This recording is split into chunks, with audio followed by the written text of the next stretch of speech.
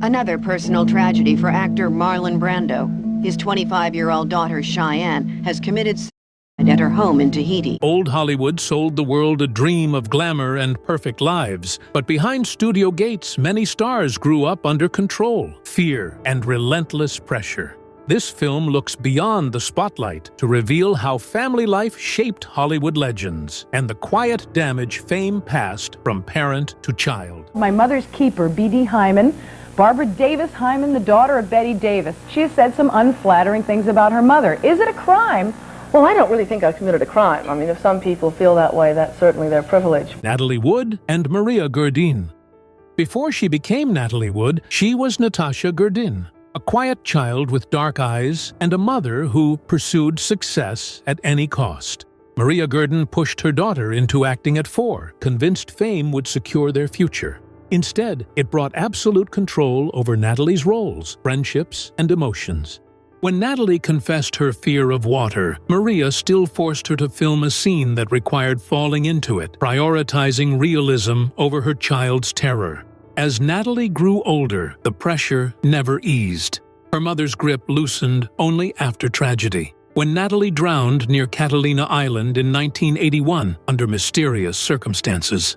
Maria never recovered. Yet the real fear haunting Natalie's life was not water, but the suffocating weight of expectations she was never allowed to escape.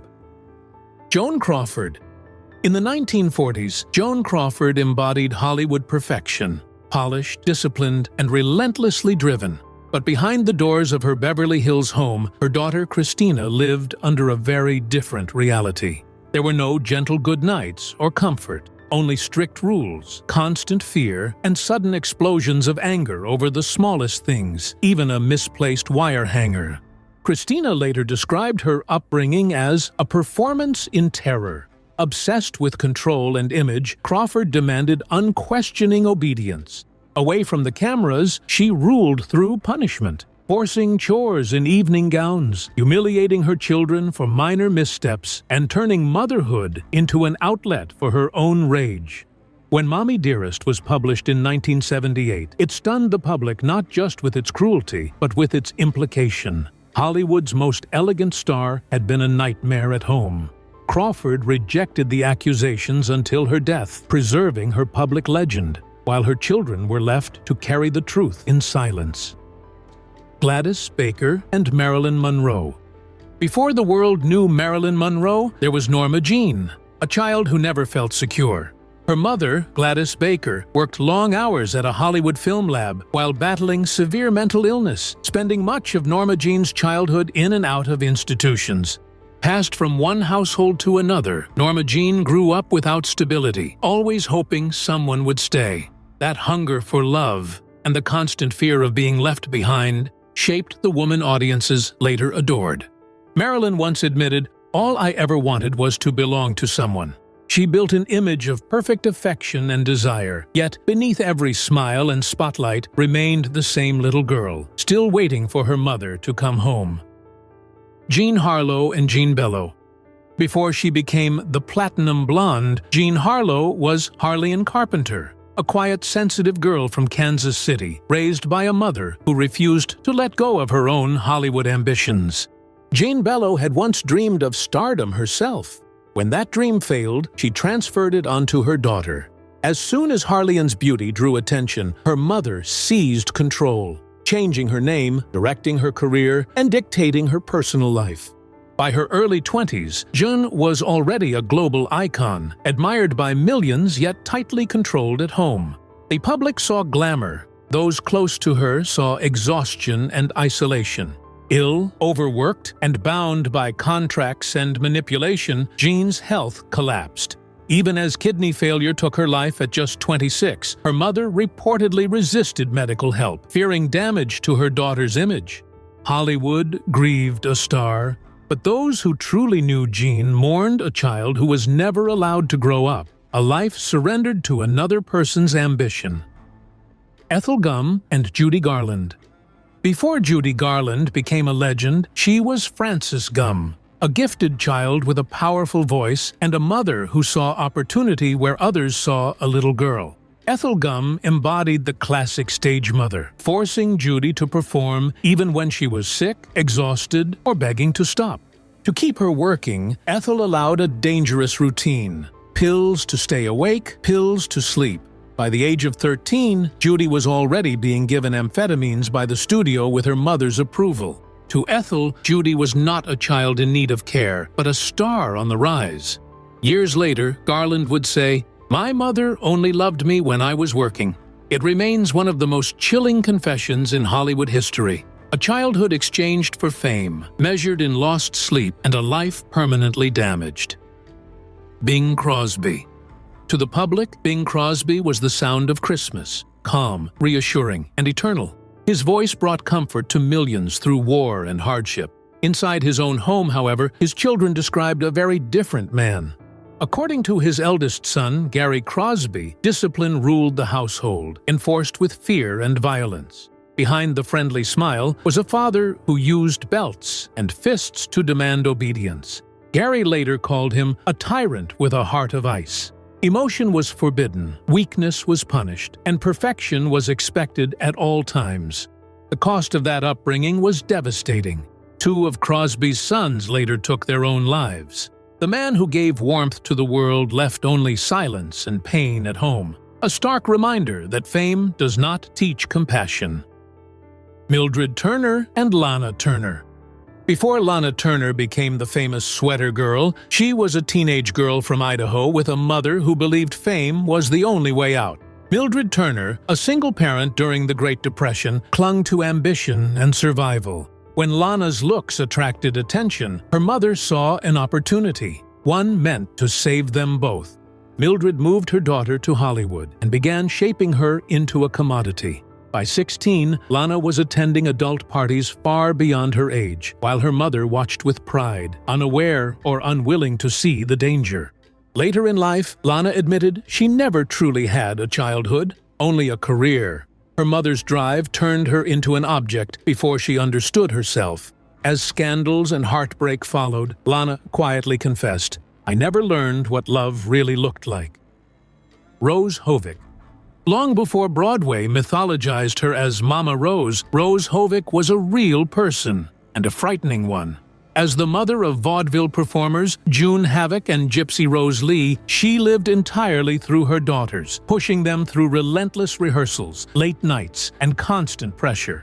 Rose ruled through intimidation and manipulation, driven by a hunger for success she never achieved herself. Gypsy Rose Lee later recalled that her mother once pulled a gun on another performer who stood in her way. The sisters were calling her Mama Dearest decades before the phrase became famous. Her obsession tore the family apart. Both daughters eventually escaped, but neither truly recovered.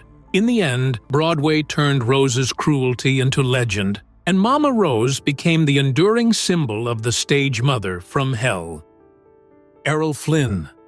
To audiences of the 1940s, Errol Flynn embodied adventure, charming, fearless, and effortlessly rebellious. Yet behind that magnetic persona was a streak of cruelty masked as wit.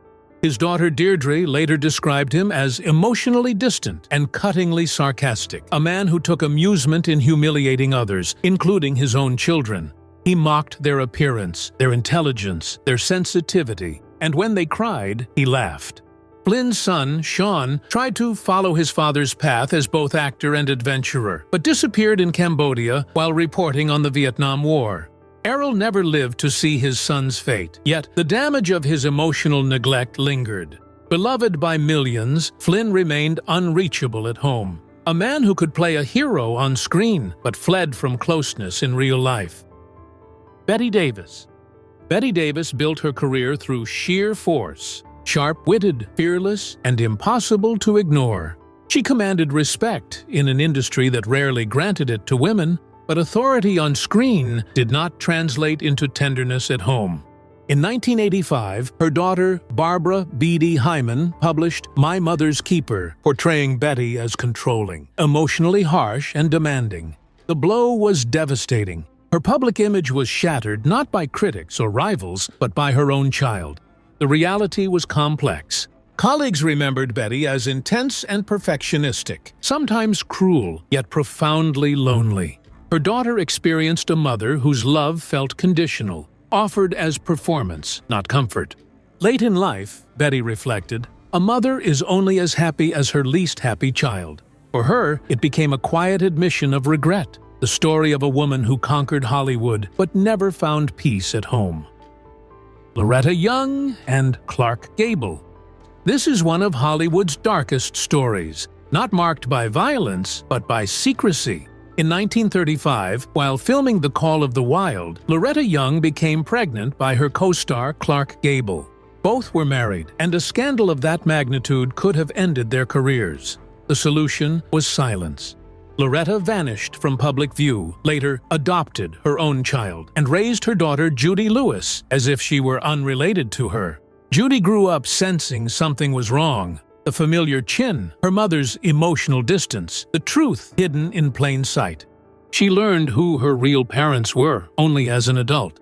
My whole life, Judy later said, I was the secret that wasn't supposed to exist.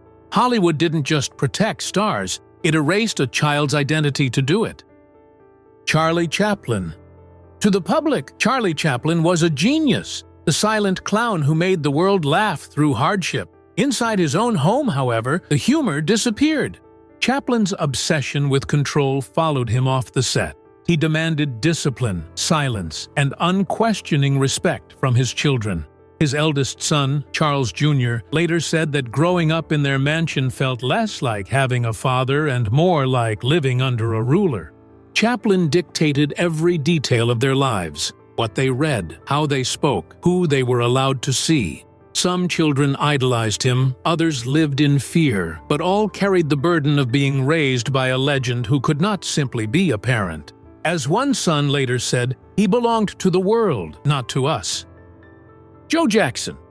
Joe Jackson was the architect behind the Jackson 5, the man who launched Michael's career.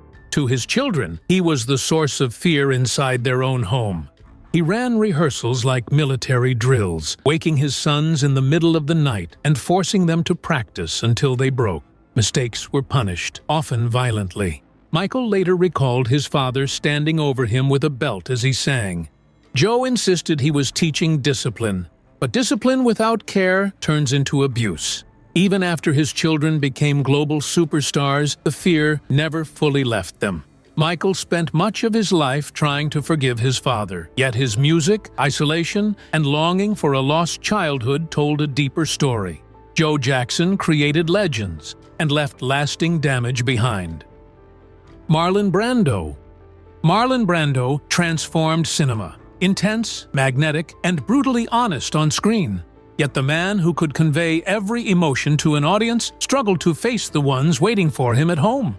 Raised amid neglect and alcoholism, Brando carried those wounds into his own family life. His children grew up surrounded by instability and excess. His son Christian was sent to prison for killing his sister's boyfriend, and not long after, his daughter Cheyenne took her own life. In his final years, Brando lived largely alone, burdened by loss and regret. He once admitted, "The only reason I'm here is because I don't have the courage to be anywhere else." To the world, he was a towering genius. To his family, he remained a distant figure, more shadow than father. Marvin Gaye Sr.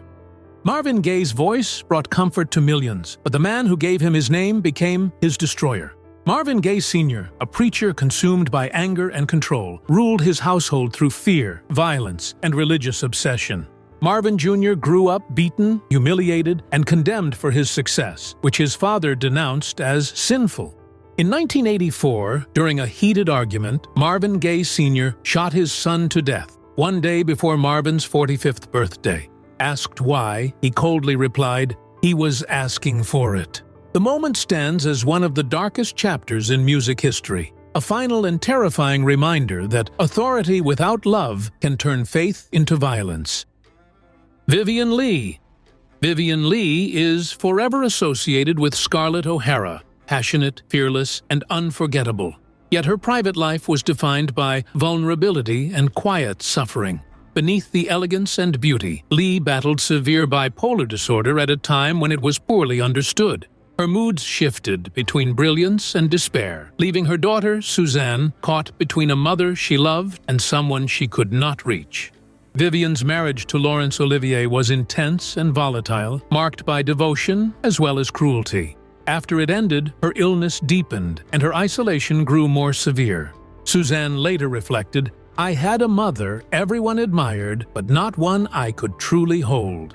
Lee's tragedy was not fame, but loneliness disguised as grace. A woman celebrated by Hollywood while slowly fading behind the image she created. Fame fades, but the truths behind it remain. Thank you for watching, and you're always welcome back for more hidden stories from old Hollywood.